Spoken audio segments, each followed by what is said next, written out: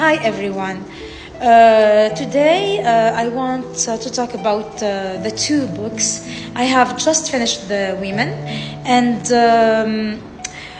for the first time I read like 1,000 pages because both of them are almost 1,000 in just 2 weeks. So each book took me 1 week to finish, and this tells you a lot about utterly how compelling and how captivating and gripping the two novels are. Now, today I will go through a parallel framing comparison between the two novels. I have written some notes here because I don't want to skip any point while talking about the books. So, both of them, first of all, I will talk about the time when were they written. First of all, Kristen Hanna wrote The Nightingale in 2015, and this one is a recent book. She just wrote it last year, 2024, and both of them are considered best historical fiction in Goodreads. Now, in my comparison, I will start talking first of all about the narrative structure of the two books. So, starting by The Nightingale. The Nightingale is written with a dual perspective, and it has got two narrators. You will feel that as if when you are reading, in the beginning, you feel that you are reading two parallel stories. You are reading the story of Vian and the story of Isabel. But of course, the focus is in Isabel. But also, Vian has got a big part of the story. But what makes the two characters or the two narratives, come together is that both of them describe the woman resilience and how much they, how much they are real in their journey, whether she is an obedient woman or impetuous and strong one.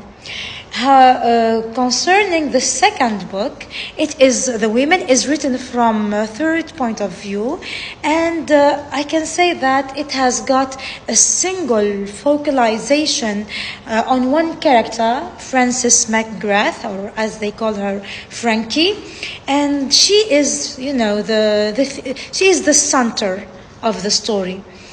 Now, this is in terms of the narrative structure. In terms of setting, both stories are almost taking a place at the same era. It's the post-World War II era, while The Nightingale is in occupied France, 1940. The Women is written during the Vietnam War. But both of them are almost, the post-era of the Second World War. And both of them, of course, are depicting the war, like at that time. And now the next point I want to talk about is the themes that are, highlighted in both stories. Both of them, of course, talk about female resilience. Both books talk also about the consequences of war and the scars of war. However, The Nightingale, these are like some of the differences. The Nightingale focuses a lot on sisterhood between Vian and Isabel. It's mostly like the relationship inside one family. While the Women is about the bond between friends. It's about it's more about friendship. The second point in terms of themes, yes, both of them talk about the cost of war, but the difference is in The Nightingale we are talking about mostly about heroism, about, when she came back after what she has done. Isabel felt victorious. She did what she wanted, so it's more like an epic story. There is that victory, there is that sense of like we feel like we are celebrating, and this is like more like an epic story, more fictional. The other book, The Women, is more realistic. Why I'm saying it's more realistic? Because in this book it talks about, yes, we know that the Vietnamese War was not approved. The people didn't want it. It's not the same as, what happened in France.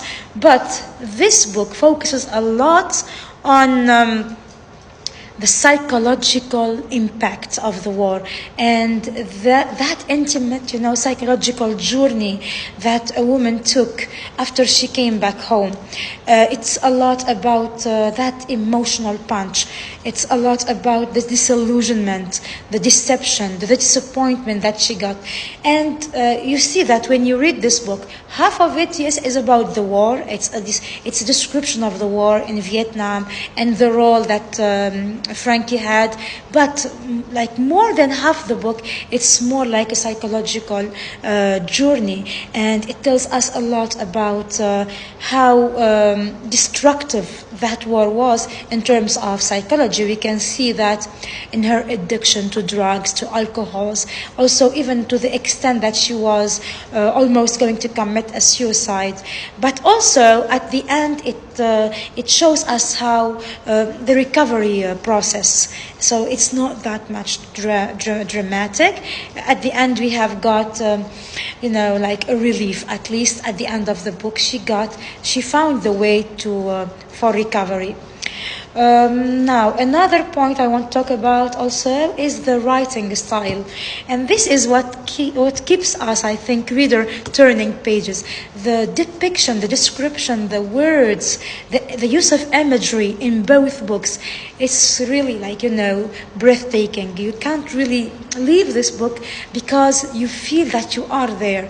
How much Christine Hanna describes, let's say, the war scene or the battles, to the extent that you feel you are already there. Now the difference, both books have got that vivacity, that meticulous description, but the difference I sensed is when I was reading The Women, it's a lot of description, in terms of the war, the battle, and that's where I felt like it's really real. Like I felt there. While this one gives so much description of the war, the Nightingale is more like describing the emotions. So it's more sentimental. It's more about how Isabel feels or how Vianne feels. So it tells us a lot about the feelings. It's more about the description of how she feels rather than the battle or the scene or the setting itself. Now, at the end, what I want to say is that both books are really breathtaking. Both books took me away from where I am. I was reading these two books. Now it's like the end of the year. I am an English teacher, so this period of time usually, we finished grading, we finished everything. We are just coming to school to wrap up, and so I really had time. But I didn't feel bored because I was so much engaged reading these two amazing novels that I recommend to everyone.